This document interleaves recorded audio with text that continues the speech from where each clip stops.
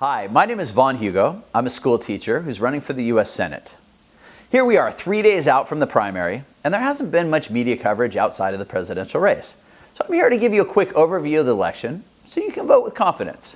Let's take a look. All right, first of all, President. If you don't know who you're voting for yet and what each candidate is about, then A, congratulations on your miraculous recovery from a coma, or B, you probably shouldn't vote as you're clueless.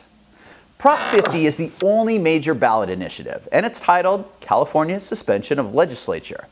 And it essentially means that California lawmakers, in order to be disciplined, requires a 2/3 vote of the state legislature. Come on, what kind of garbage is that? In the 165 years of our state, not one member has ever been suspended. They're all bought and paid for by special interests, and it's impossible to suspend them, much less get 2/3 of your peers to agree. Why not just include in there that they have to also be convicted by the Vulcan High Council also? Vote no. Now, the U.S. Senate election. The media has just ignored this one because there's 34 people running for the Senate seat being vacated by Barbara Boxer's retirement. The lead candidate is Kamala Harris, the state attorney general, and she's amassed over $14 million in donations. But let's be honest, those are actually financial investments, and clearly there's a lot of people she's going to have to owe if she gets elected. So don't count on her voting for you and me unless you've dropped a 5-figure check in her hands. Now, on the Republican side, there are two candidates who've stayed in the low single digits despite the fact they've been running for over a year.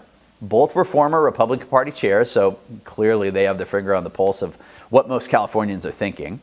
Tom DeBaccara is actually pretty well disliked by the Republican Party for treating the party like a rental car.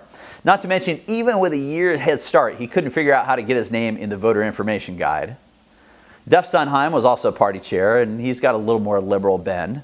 With a sudden infusion of money from PACs, he's running on TV ads in hope that the Republican Party doesn't get completely shut out. And of course, the other Democrat is Sarah Palin. You know, the other day somebody came up to me. I was on the 8th floor of a really nice building visiting one of my lawyers, and this guy, pushing the little cart comes up, and he looks over at me. He was the janitor, and he said, "Hi, Loretta." Not "Hi, Congresswoman." Okay. Not "Oh Just my a gosh," quick follow-up but if I "Hi, could, Congresswoman. Loretta." That's the type of person I am. Okay, it's not really Sarah, but the crazy and clueless factor is equally high. Loretta Sanchez is a 20-year member of Congress who somehow sees being part of the problem actually makes her qualified to become a problem in a different place. In 2004, Ms. Sanchez had a net worth of $238,873. 8 years later, and a recession, she was worth almost $3 million. That's a 144% increase. Yeah, I'm sure she's looking out for the taxpayers.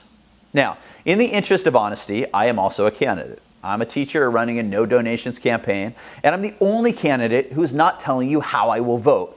Rather, I want you to tell me how to vote. Using a website called Democracy 2.0, you can see each Senate bill. Cast your virtual ballot, see how it's polling statewide, and whatever the majority of California voters tell me is how I'll cast my ballot in the U.S. Senate every single time. Totally transparent, totally accountable. I'm not taking donations, so I'm not beholden to special interests or the party.